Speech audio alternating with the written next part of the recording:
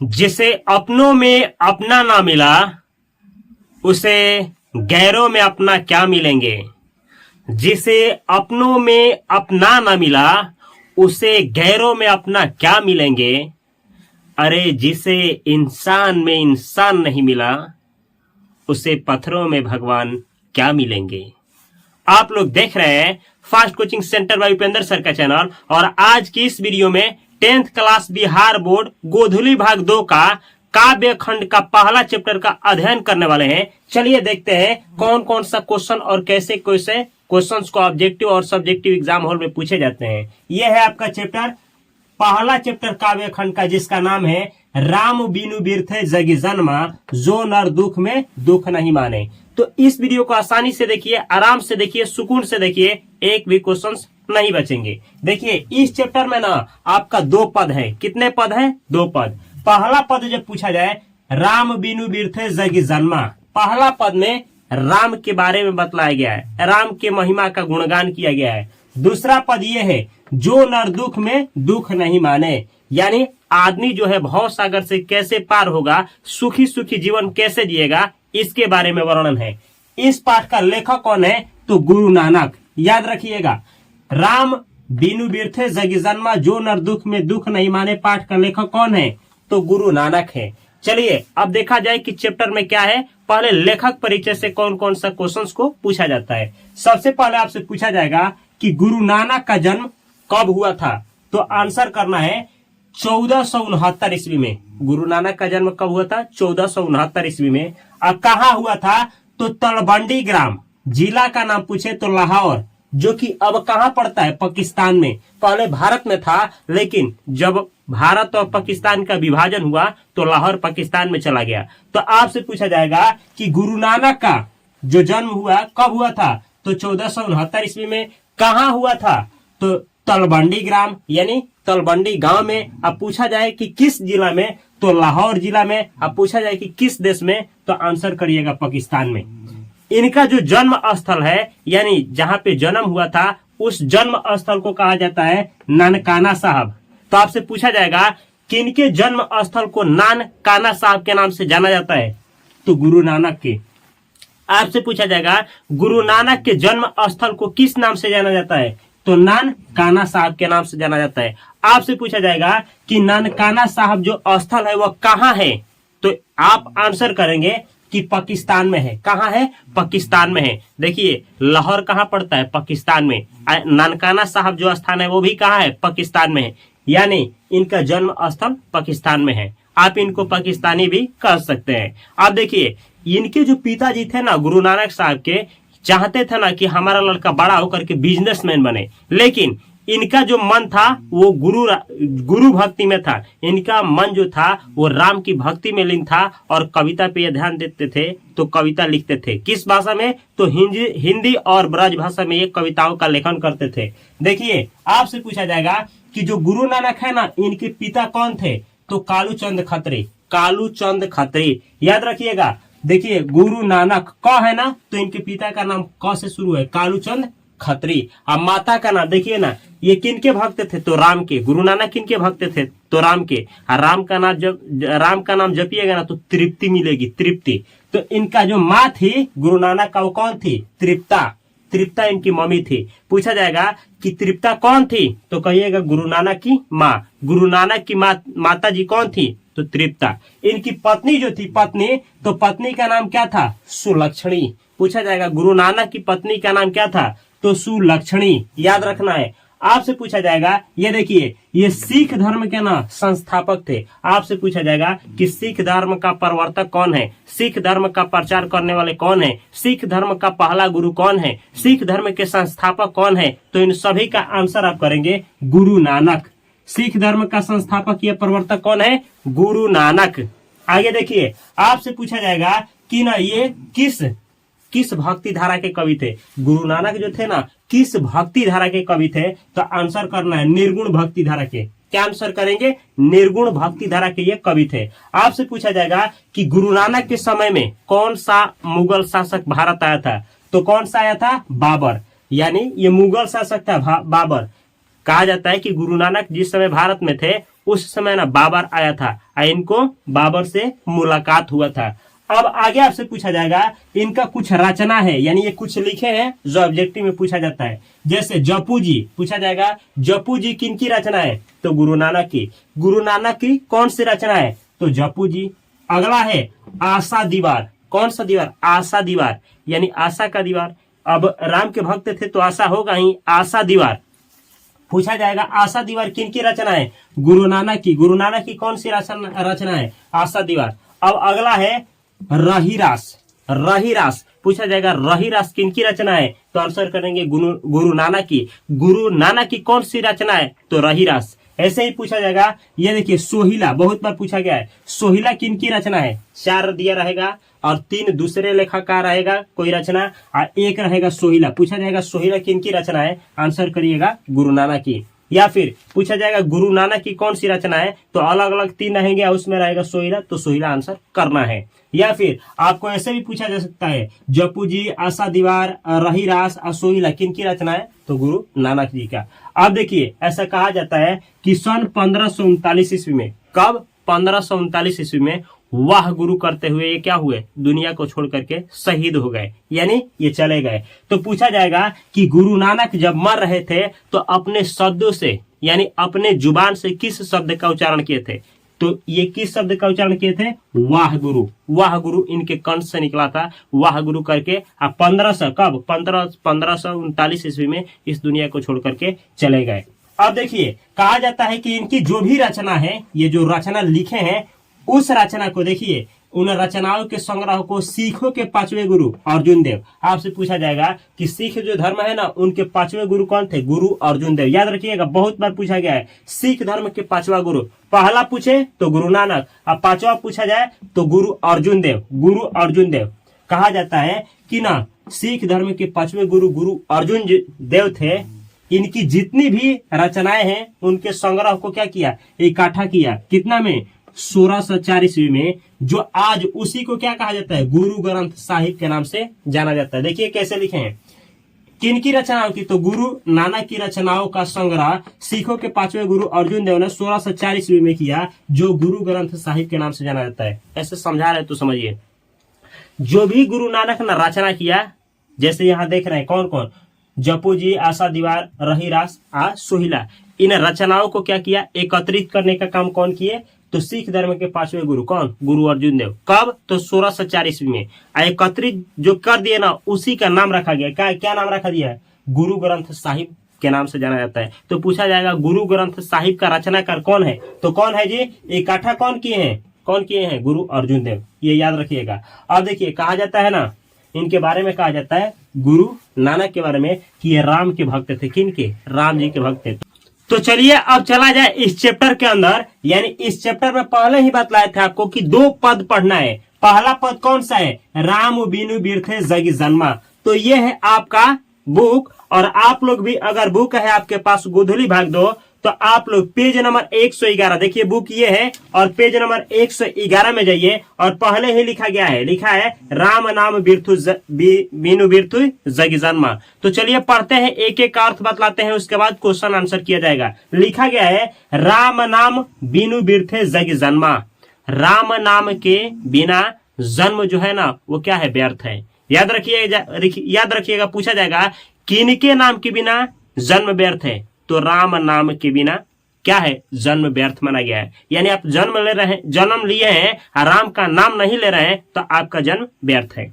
आगे देखिए, बीखू खावे बीखू बोले, बिनु भावे निफलु भट्टी बनमना। लिखा गया है बीखू खावे, आप बीख खा रहे हैं, यानी आप भोजन नहीं बीख खा रहे हैं। बीखू बोले, आप जो बोल रहे हैं ना, वो प्रेम वचन नहीं, आप बीस बोल रहे हैं। बिनु नावे निफलु भट्टी भ्रामना। बोला गया है कि अगर आप राम नाम का उच्चारण नहीं करते हैं तो आप निष्फल होकर के असफल होकर के दुनिया भर भटकते रहेंगे। आपसे पूछा जाएगा कि ना राम नाम के बिना भोजन क्या हो जाता है? तो विष के समान हो जाता है। वाणी क्या हो जाता है? तो वाणी किसके समान हो जाती है? तो बीख के समान हो जाती है। भोजन भी बीख के समान, वाणी भी बीख के समान हो जाती है अगर आप राम नाम का उच्चारण नहीं करते हैं अपने जुबान से। यह लिखा गया पुस्तक पाठ व्याकरण बखाड़े यानी पुस्तक पढ़ लीजिए, व्याकरण, आप व्याकरण का जानकार हो जाइए, ज्ञाता हो जाइए, संध्या कर्म निकाल करे और शाम का समय निकाल करके ना हर कीर्तन भजन भी गा लीजिए, व्याकरण भी पढ़ लीजिए। बिनु गुरु शब्द मुक्ति कहाँ प्राणी, बिना गुरु का शब्द का, बिना जो गुरु के ज्ञान का, बिना गुरु के ज्ञान का प्राणी राम बिनु अरुझि मरे। प्राणी जो है ना वो इस जिंदगी में उलझ करके क्या हो जाएगा, मर जाएगा। यानी बोल रहे हैं, कवि बोल रहे हैं कि आप भले ही क्या करिए, भले ही ना आप कितना ही व्याकरण पढ़ लीजिए, ग्रामर पढ़ लीजिए, सुबह शाम निकाल करके ज्ञाता बन जाइए इसका, लेकिन बिना गुरु के शब्द का आप जो है ना, राम नाम का, बिना कीर्तन का आप जो है ना इस धरती पे उलझ करके मर जाएंगे। अब दंड कमंडल शिखा सुत धोती तीर्थ गौनु अति भ्रमनु करें, लिखा गया दंड कमंडल शिखा सुत धोती। दंड हाथ में क्या करिए, डंडा ले लीजिए, कमंडल लीजिए और शिखा छोटा बड़ा लीजिए, बड़ा बड़ा सूत, सूत यानी सूत देखे होंगे, सूत लटका लीजिए और धोती पहन लीजिए। तीर्थ गमनु अति भ्रम नहीं करें, तीर्थ पे तीर्थ, बाबा धाम से लेकर के काशी मथुरा सब घूमते रहिए, ये सब कुछ बेकार है अगर अपने जुबान से न राम नाम का उच्चारण नहीं करते हैं। इतना ही नहीं, राम नाम बिनु शांति न आवे, राम के नाम के बिना शांति भी नहीं आएगा। जपी हरि हरि नाम सु परि परे आना, देखिए ना, इतना ही नहीं, बिना राम नाम का तो आप इस जगत से ना कल्याण भी नहीं पा सकते हैं। आगे लिखा गया है जटा मुकुट तन भस्म लगाई, आप भले ही जटा धारण कर लीजिए, मुकुट धारण कर लीजिए, तन यानी शरीर में क्या कर लीजिए, भस्म पोत लीजिए, पूरा लगा लीजिए। वसन छोड़ी तन नग्न भया, और न वसन यानी वस्त्र जो है ना छोड़ करके नंगा हो जाइए, कि हम भक्त हैं, बड़ा भक्त हैं, हम ही भगवान का भक्त हैं, फिर भी ना ये सब का सब क्या है, बेकार है अगर आप न अपने शब्दों से राम का नाम नहीं लेते हैं। लिखा गया जेते तीय जंत, जेते लिखा गया जेते जीय जंत जल थल महियल जत्र तत्र तू सरब जिया। कहा गया है कि भले ही आप क्या करिए, जल में, थल में, आकाश में, कहीं भी जा करके राम नाम का उच्चारण करिए, से बैठ करके हाँ हम रहिए पहाड़ पे तपस्या कर रहे हैं, ये सब कुछ बेकार है। आप पानी में बूढ़ करके तपस्या करें, ये सब कुछ बेकार है। अरे अगर आप न राम नाम का उच्चारण अपने जुबान से नहीं कर रहे हैं तो ये जीवन ही बेकार है। लिखा गया है गुरु प्रसादी राखिले जन कोई हरिश नानक झेलू पिया। बोला गया है कि गुरु प्रसादी, गुरु का प्रसाद जिसको मिल जाता है, राखिले जन कोई हरिरास नानक झील पिया, जो गुरु का जो क्या होता है प्रसाद को क्या कर लेता है, ग्रहण कर लेता है और गुरु के बताए मार्ग पे चलता है तो उसको हरि रस का दर्शन हो जाता है, भगवान ईश्वर का दर्शन हो जाता है, उसे क्या हो जाता है, ईश्वर का प्राप्ति हो जाता है। तो पहला वाला का अर्थ हम आप लोगों को बतला दिए। अब देखिए दूसरा जो पद है, जो नर दुख में दुख नहीं माने, इसका अर्थ क्या है थोड़ा सा समझिएगा। लिखा गया है जो नर दुख में दुख नहीं माने, यानी जो मनुष्य जो है ना दुख भी होता है तभी भी दुख नहीं मानता है, यानी विपत्ति में है, पूरा कष्ट में है, फिर भी वो क्या है, कष्ट को सहन करता है, वैसे ही आगे बढ़ता है। सुख स्नेह, सुख और स्नेह, सुख का मतलब सुख और स्नेह का मतलब किसी से लगाव। सुख हो चाहे स्नेह हो, भय हो अरु हो चाहे भय हो, नहीं जाके देखिए जो सुख स्नेह अब भय हो चाहे या निडर हो चाहे डर हो, इन दोनों अवस्थाओं में एक रहे। कंचन माटी जाने और सोना, कंचन का मतलब सोना होता है और सोना को भी क्या माने, माटी के समान माने। वो आदमी यानी आदमी होता है, वही आदमी महान होता है, वही जो आदमी है ना वही इस भवसागर से पार होता है, वही आदमी सुखी सुखी जी पाता है। लिखा गया है नहीं निंदा नहीं स्तुति जाके, जो निंदा का मतलब क्या होता है, मतलब जिसको आप न बड़ाई करिए तब भी, बुराई करिए तब भी इससे विचलित नहीं होता है, वही आदमी सच्चे अर्थों में आदमी है, वही आदमी सच्चे अर्थों में जी पाता है। लोभ मोह अभिमाना, और जिससे लोभ प्रभावित ना करे, लोभ का, अभिमान का, किसी भी चीज का क्या हो उस पर प्रभाव ना पड़े। हरस शोक ते रहे नियारो नाही मान अपमाना, बोला गया है जिस पर हरस मतलब खुशी का, दुख का, गम का, किसी भी चीज का असर नहीं पड़े, जिसका मान का, सम्मान का, अपमान का, किसी भी चीज का क्या असर नहीं पड़े, वही सच्चे अर्थों में एक अच्छा, एक जीने योग्य प्राणी है। बोला गया है आशा मानस सकल त्यागी के जगते रहे निराशा। आशा हो चाहे निराशा हो, इस जीवन में जो जीते जाए, काम क्रोध जेहि परसे नाही तेहि घट ब्रह्मा निवासा। काम, काम का मतलब क्या होता है? काम का मतलब होता है सेक्सुअल डिजायर, यानी काम वासना। जिसके मन में काम वासना आना हो, जिसके मन में गुस्सा ना आए, जेहि पर से नाही तेहि घट ब्रह्म निवासा, उसी आदमी के घट में कौन निवास करते हैं? ब्रह्मा निवास करते हैं। आपसे पूछा जाएगा लेखक के अनुसार ब्रह्म कहाँ निवास करते हैं? तो घट में निवास करते हैं। किनके घट में निवास करते हैं? तो जो सोना को क्या मानता है? माटी के समान मानता है। जो दुख हो सुख हो, मान हो समान हो, सभी चीजों में क्या करता है? वो अविचलित रहता है, यानी विचलित नहीं होता है। उसी को क्या, उसी के घट में ना कौन निवास करते हैं? ब्रह्मा निवास करते हैं। गुरु कृपा जही नर पे किन्हीं तीह यह जुगती बिछाने। गुरु की कृपा जही नर, जिस नर पे पड़ता है वही आदमी जो होते हैं ना, वो क्या करते हैं? वही आदमी इस दुनिया में नाम समान पाते हैं। वही जो आदमी होते हैं ना, उन्हीं पे क्या होता है? गुरु रस की भक्ति प्राप्त होती है। नानक लीन भयो गोविंद सो जियो पानी संग प्यानी।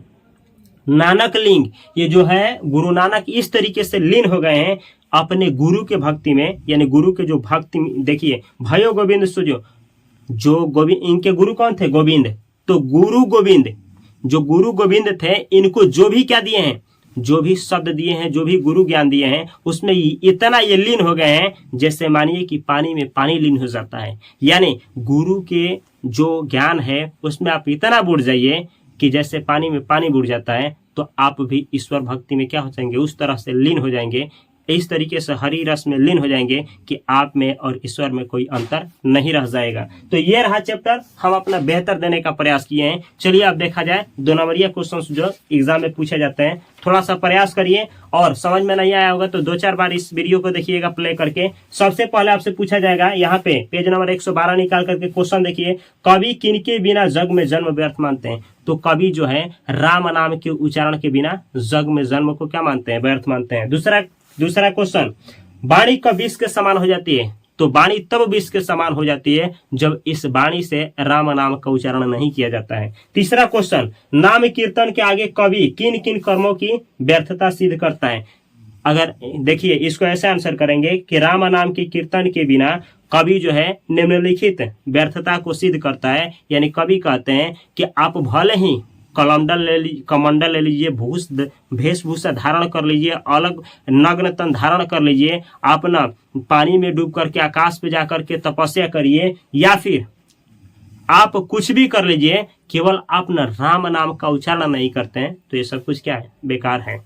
आगे सुनिए, आपसे पूछा जाएगा प्रथम पद के आधार पर बताएं कि कवि ने अपने युगों में धर्म साधना के कैसे कैसे रूप देखे हैं। बोल रहे हैं कि प्रथम पद के आधार पर बतलाना है, तो धर्म साधना के कौन कौन सा रूप देखे हैं? देखे हैं कि लोग कलंडल धारण करते हैं, जाटा धारण करते हैं, वेशभूषा धारण करते हैं, ये क्या वो बोला जाता है, वो धारण करते हैं, वो धोती पहन लेते हैं, और ना नाना प्रकार का ना कर्मकांड करते हैं कि न लोग, यानी क्या करें, हमको भगवान समझे कि भगवान का हम क्या है? भक्त हैं।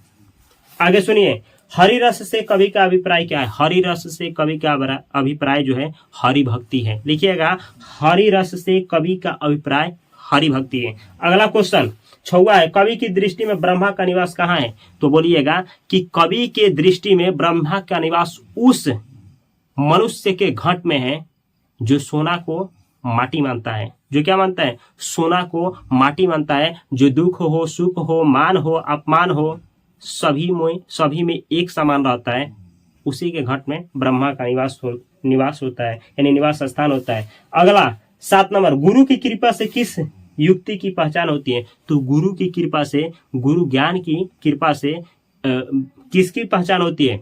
तो ईश्वर की पहचान होती है।